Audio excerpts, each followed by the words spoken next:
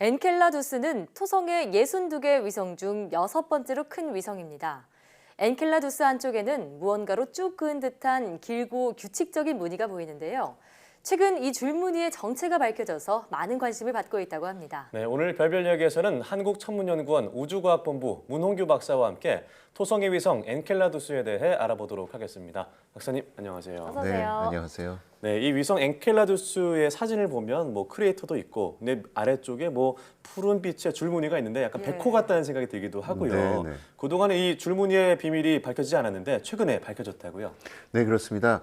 엔켈라두스는 지각이 만들어진 지 얼마 안 돼가지고요. 네. 수행성하고 해성이 충돌한 크레이터가 거의 남아있지 않습니다. 예. 일부밖에 없는데요. 그것은 새로 생긴 지각이 오래된 지각을 덮어버리기 때문에 일어나는 현상인데요. 말씀하신 것처럼 엔켈라두스의 남극 지역에만 손톱이나 빗으로 쭉 그은 것처럼 길고 규칙적인 무늬가 보입니다. 네. 최근까지는 이유를 전혀 모르고 있었는데요. 바로 지난주에 연구 결과가 발표됐습니다. 예. 결론은 엔켈라두스의 표면은 얼음으로 덮여 있고 그 얼음 지각 아래에 지하 바다가 있고요. 거기서 물이 얼음 형태로 뿜어져 나오면서 균열이 생긴다는 겁니다. 그 네. 균열이 연쇄적으로 주변에 영향을 줘서 평행한 줄무늬가 생겼다는 겁니다. 네. 이것을 호랑이 무늬라고도 부르는데요. 재미있는 건 하필 왜 이게 극지방에만 나타나냐는 겁니다. 예. 엔켈라두스는 긴 타원 궤도로 토성을 공전하는데요. 그렇게 되면 토성하고 가까워졌을 때하고 멀어졌을 때 이 엔켈라두스 지각이 느끼는 중력차가 크겠죠. 그래서 지하 바다의 수면이 높아졌다 낮아졌다 하게 되고 또 그 과정에서 마찰열로 물이 더워졌다가 차가워지기를 반복하게 되는데요. 그렇게 되면 이제 얼음이 들썩거리겠죠. 네. 그래서 얼음이 일부 깨지게 되고 그 갈라진 틈으로 물얼음이 나온다는 겁니다. 지금은 지각이 얇은 남극 지역에만 생기지만 북극 지방에서 이 줄무늬가 나타나는 것도 시간 문제라고 합니다. 그렇군요. 그러니까 줄무늬는 엔켈라두스가 토성을 공전하는 과정에서 중력차 때문에 발생하는 어떻게 보면 물 얼음이다 이렇게 볼 수 있겠네요. 맞습니다. 그렇군요. 자, 그런데 엔켈라두스 지하에 바다가 있는 건 어떻게 알게 됐는지 궁금하고요. 그 바다는 구체적으로 위치가 어느 쯤에 있나요? 네, 2005년 토성 탐사선 카시니가 예. 엔켈라두스 남극 지방에 나타난 뿌연 형체를 촬영해서 전송했습니다. 네. 과학자들은 충격에 빠졌었죠. 처음에는 카메라가 뭘 잘못 잡았나 하고 의심할 정도였었으니까요. 뿌이니까요. 네. 하지만 카메라 오류가 아니었었습니다. 남극 지역의 간헐천이 확인이 됐고요. 지금 추정하기로는 얼음 지각에서 18km에서 한 22km 아래에 바다가 있고요. 특히 우리가 주목하는 남극 지역에서는 바다까지 깊이가 약 5km라는 건데요. 지구에서 이것은 가장 깊다고 하는 마리아나 해구의 반 정도가 될 것으로 생각하고 있습니다. 또 엔켈라두스가 토성을 공전할 때 약간 떨리는 현상이 발견이 됐었는데요. 과학자들은 암석으로 된 엔켈라두스 안쪽에 있는 암석 핵이 예. 지하 바다 안쪽에서 분리된 채로 움직이고 있기 때문일 거라고 해석하고 있습니다. 네. 정리하면 얼음알갱이는 엔켈라두스 남극 지역의 작은 틈으로부터 이제 지하 바닷물이 언 채로 뿜어 나오는 그런 현상입니다. 네. 그렇군요. 뿐만 아니라 이 엔켈라두스의 간헐천에서 뿜어져 나오는 그 얼음 알갱이에서 유기화합물이 발견됐다고 들었습니다. 예. 어떤 물질인가요? 네, 말씀드린 것처럼 엔켈라두스 표면의 대부분은 91%가 물이고요. 네. 그다음에 질소, 이산화탄소, 메탄 이렇게 됩니다. 이게 일반적인 보통의 해성하고 비슷한 성분으로 돼 있다는 건데요. 거기다가 나트륨, 즉 소금 결정이 거기 포함되어 있다는 겁니다. 이것을 보면 지구의 바닷물하고 별반 다르지 않을 거라는 것을 우리가 쉽게 알 수가 있는데요. 그러네요. 네. 바로 지난달 독일 연구팀은 카시니 탐사선의 데이터를 분석하다가 엔켈라두스의 간헐천에서 나오는 얼음 알갱이에서 아미노산을 이루는 유기물질을 찾아냈습니다. 네. 참 흥분되는 일인데요. 네. 잘 아시겠지만 아미노산은 생명을 이루는 기본 물질 가운데 하나라고 알려져 있습니다. 지구 해저 열수공에서 일어나는 현상이 똑같이 토성 위성에서도 일어난다는 건데요.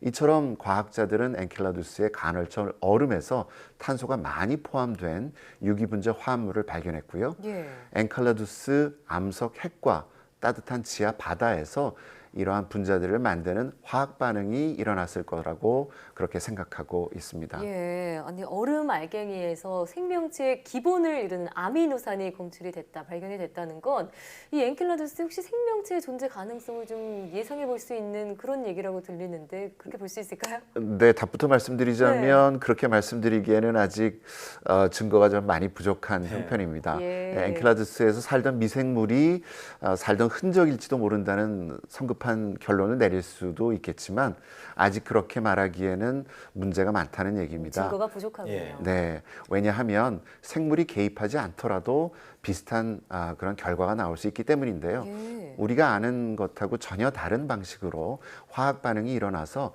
유기 분자들을 만들었을 수도 있다는 얘기입니다. 네, 한 가지 더 재미있는 것은 물론 뭐 시뮬레이션 결과이긴 합니다만은 엔켈라두스의 지하 바다 성분은 pH 즉 뭐 산성도, 산도라고 하는데요. 네. 그게 적당하고 특히 암석의 근방의 온도는 섭씨 90도를 조금 넘을 것으로 예측하고 있습니다. 예. 예. 그리고 표면에서 물이 이제 올라와서 막 뿜어져 나올 때는 온도가 섭씨 0도 근방일 거라고 생각되는데요. 네. 무슨 뜻이냐면은 미생물이 충분히 살 수 있는 조건이다 이런 얘기입니다. 예, 이런 어쨌든 나사는 이런 연구를 바탕으로 해서요. 네. 예, 생명체의 가능성을 타진하기 위해서 네. 엔켈라두스를 탐사하는 그런 차기 임무를 계획하고 있습니다. 어. 하지만 아직 제한 단계고요. 확정된 것은 아닙니다. 그렇군요. 네, 생명체가 충분히 살 수 있는 환경은 맞지만 생명체 존재 여부는 아직 미지수다 이렇게 말씀하신 거죠. 네, 그렇습니다. 네, 그렇다면 엔켈라두스뿐만 아니라 이 태양계에서 이미 뭐 물이나 얼음의 흔적이 발견된 천체가 많이 있는 걸로 알고 있는데요. 어떤 사례가 있나요? 네, 그런 증거는 뭐 차고 넘칩니다. 그래요? 네, 좋은 예로 목성 위성 중에 유로파가 있는데요. 예. 유로파 지하에도 그런 얼음 바다가 있는 걸로 확실시되고 있고요.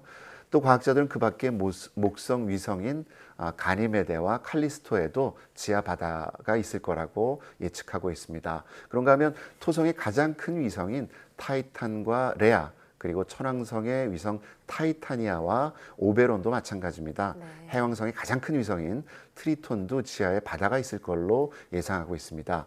게다가 여러 가지 정황 증거로 볼 때 외소 행성이라고 분류가 되죠. 명왕성과 에리스도 지각 아래 바다가 있으리라고 추정되는 그런 천체들입니다. 네. 이렇게 지상이나 지하에 물 아니면 물얼음이 있는 천체들을 나사에서는 오션 월드, 네, 바다 세상이라고 그렇게 부르는데요. 네. 네, 이런 천체들은 표면은 굉장히 차갑지만 태양에서 머니까요. 지하 바닷물은 따뜻할 거로 생각을 하고 있고요. 그래서 과학자들이 생명 존재 가능성을 탐색하고 있는 겁니다. 그리고 지금부터 제가 잠깐 드리는 말씀은 농담이니까 심각하게 받아들이지 마시고요. 저는 오늘 설명해드린 엔켈라두스나 유로파 지하 바다에 있는 미생물은 물론이고 혹시 작은 새우 같은 그런 생물들이 살고 있지 않을까 하는 그런 상상을 합니다. 네. 네. 생각보다는 물이 있을 걸로 예상이 되는 천체들이 꽤 많다고 말씀 주셨는데 네. 시청자분들께서도 만약에 생명체가 있다면 어떤 모습을 하고 있을지 상상해 보시는 것도 재미가 되지 않을까 싶습니다. 그렇습니다. 네, 오늘 말씀 고맙습니다. 네, 고맙습니다. 감사합니다.